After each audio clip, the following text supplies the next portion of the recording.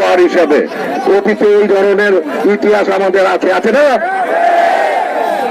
আরো একটা জিনিস, আমরা যে সমাবেশ বা এই মিছিলে আমরা যারা অংশগ্রহণ করেছি, আমাদের উদ্দেশ্য ছিল এই পদযাত্রার মাধ্যমে, এই সমাবেশের মাধ্যমে আমরা দেশনেত্রী বেগম খালেদা জিয়া এবং ভারপ্রাপ্ত চেয়ারম্যান জনাব তারেক রহমানকে এবং যারা স্ট্যান্ডিং কমিটির নেতৃবৃন্দ যারা আমাকে যোগ্য মনে করেছেন 5 আসনের জন্য, আমি আমার এই 5 আসনের এবং আমাদের 5 আসনের জাতীয়তাবাদী দলের পক্ষ থেকে আপনাদেরকে জানাই কৃতজ্ঞতা এবং শুভেচ্ছা, এবং নারায়ণগঞ্জের মানুষের পক্ষ থেকে সালাম, কৃতজ্ঞতা, শুভেচ্ছা।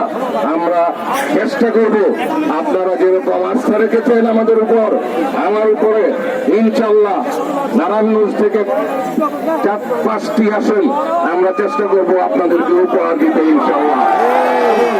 এটাও আশা করি আমরা আপনাদের মাধ্যমে, জনগণের মাধ্যমে ভোট পেয়ে সর্বোচ্চ ভোটে বিজয়ী হবে 5 আসনে আমিনুর রহমান মাসুদুজ্জামান। আমরা আশাবাদী মানুষ, আমরা আশা নিয়ে বেঁচে থাকি, আমরা পিছনে তাকানোর মানুষ না। আসুন ঐক্যবদ্ধ ভাবে এগিয়ে যাই। আর আজকে যারা আপনারা এখানে উপস্থিত হয়েছেন, আমি আবারও আপনাদেরকে ধন্যবাদ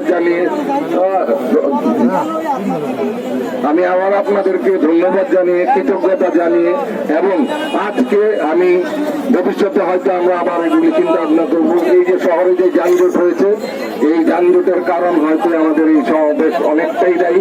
আমরা ক্ষমাপ্রার্থী এই শহরের নাগরিকদের কাছে। আমরা ভবিষ্যতে এই সমস্ত বড় সমাবেশকে কিভাবে বাইরে করা যায় শহরে, সেটা আমরা চিন্তা করব। এবং এই জন্য আমি ক্ষমাপ্রার্থী এবং আবারও নেতা কর্মীদের উপরে এবং নারায়ণগঞ্জ জনগণকে ধন্যবাদ জানিয়ে আমি আজকে আমার বক্তব্য শেষ করছি। আল্লাহ হাফেজ। বাংলাদেশ জিন্দাবাদ।